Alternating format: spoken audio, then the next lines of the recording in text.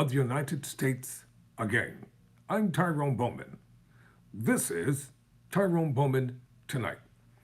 According to an article written in Politico magazine, in the opinion section, quote, Trump actually has pretty good odds of getting back to the White House, close quote.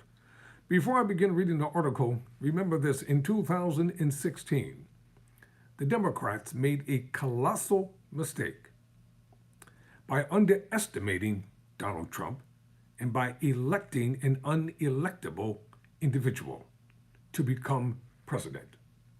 And if you think that Donald Trump cannot win the presidency and become president again, just keep on celebrating prematurely.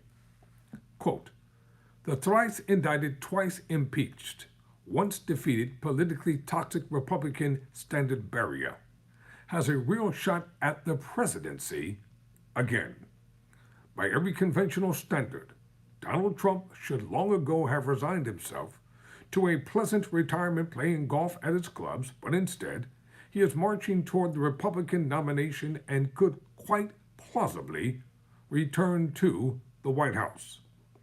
Although the early polling of a potential head-to-head matchup between Trump and Biden is close, and 2016 remains a cautionary tale for anyone dismissive of Trump's chances, the Republican case against Trump leans heavily on the notion that he's unelectable, and Democrats clearly prefer to run against him on the assumption that he'll be beaten. There is no doubt that Trump is the riskiest electoral choice for Republicans, and the odds may be against him in a rematch with Biden. But the can't in the common formulation, Trump can't win, is a strong word. If nothing else, once you've won a major party nomination, you've got some significant chance of winning, just by dint of being one of two people in the country who could plausibly be president at that point. A nominee is the almost automatic inheritor of a solid electoral bloc, constituting roughly half the country, or about 45% of the popular vote, and 200 electoral votes. Each party has now established a virtually impregnable sphere of influence across a large number of states in which they dominate elections up and down the ballot, from the presidential contest through Congress and state races. Ron Bronstein writes, pointing out that 40 states have voted for the same party in the past 4 presidential elections.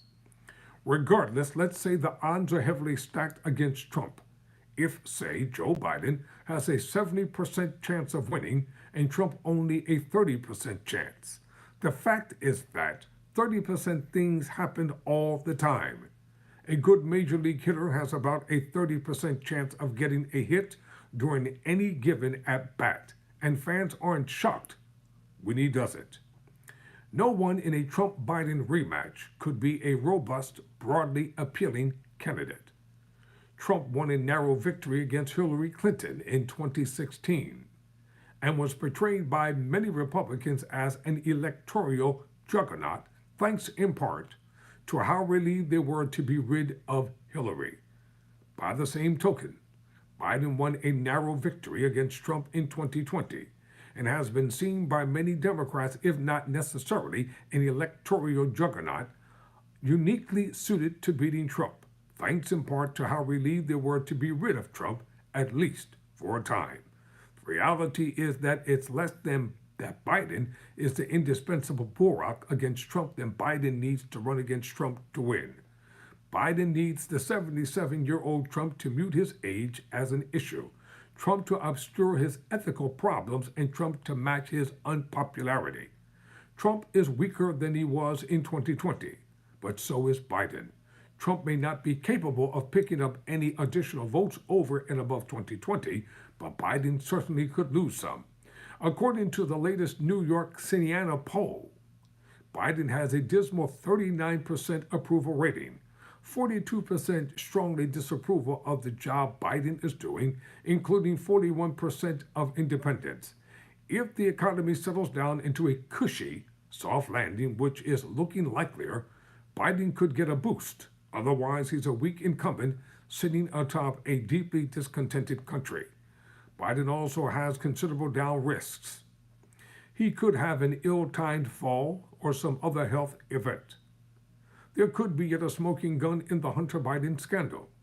Independent or third party candidates could steal a small but crucial increment of votes. The Electoral College gives Republicans an advantage, and the economy could still bounce the wrong way. One of Biden's chief vulnerabilities, age, is by definition going to get worse, not better. Biden has the stiff gait of someone who could take a nasty spill at any time. The White House decision to have him use the shorter underbelly steps for Air Force One is wise and prudent. We've seen him almost nod off in the midst of talking to the President of Israel in the Oval Office and trail off at other times into mumbly incoherence. Already, his reduced state is hurting him. According to the latest NBC poll, 68% of voters have concern about Biden's mental and physical health, and 55% have major concerns. The number naturally has gone up over time. Back in October 2020, only 51% had concerns. What will the figure be 15 months from now? This isn't a strictly partisan phenomenon. By the way, 43% of Democrats share these concerns. Trump, of course, would enter a general election weighed down by his own deep, persistent unpopularity. According to that Times poll, 44% of people have a strongly unfavorable view of Trump, including 49% of independents. The indictments are layered on top of his already radioactive image. They are a wedge issue, boosting him among Republicans while further undermining him among everyone else. 51% of people and 55% of independents think Trump has committed serious federal crimes. 53% of people think he threatened democracy with his post-election conduct, including 58% of independents. At the very least, the indictments and any trials will drain him of resources and time they already have, and they will put an intense focus on subjects that will remind voters, if they need it reminded, of why they don't like him. Payoffs to a porn star, willfully reckless handling of classified material, and attempts to subvert the 2020 election. He could easily end up convicted of felonies before the November 24 election rolls around, but it's also possible that Trump succeeds in delaying trials past the election. The documents case, in particular, presents nettlesome issues around classified material that could prove very time-consuming. And it's not out of the question that some charges could get tossed, or Trump could escape conviction thanks to a couple of recalcitrant jewelers. If he's convicted, that'd be a drag and perhaps a killer. We shouldn't underestimate, though, the ability of our ceaselessness news cycle to absorb anything and make it old news. And if the economy is unsatisfactory in a year's time, it's not impossible to imagine Americans focusing on that issue to the exclusion of almost anything else. What we are looking at then is an unpopular incumbent who doesn't control Congress, who has limited power to change his image, and who's a hostage to fortune regarding his health and the state of the economy. And he may well be challenged by an unpopular opponent, who's one of the most famous people in America with limited power to change his image, and who's a hostage to fortune regarding his legal issues and the state of the economy. It behooves Republicans not to play this game and offer someone who's fresh and relatively young, with much less baggage, beginning with not having committed or been indicted for any crimes. Failing that, the GOP is going to bank on Trump not being literally unelectable and hope for the best. And you can count on them sticking with Trump. I'm Tyrone Bowman. Never surrender, never quit.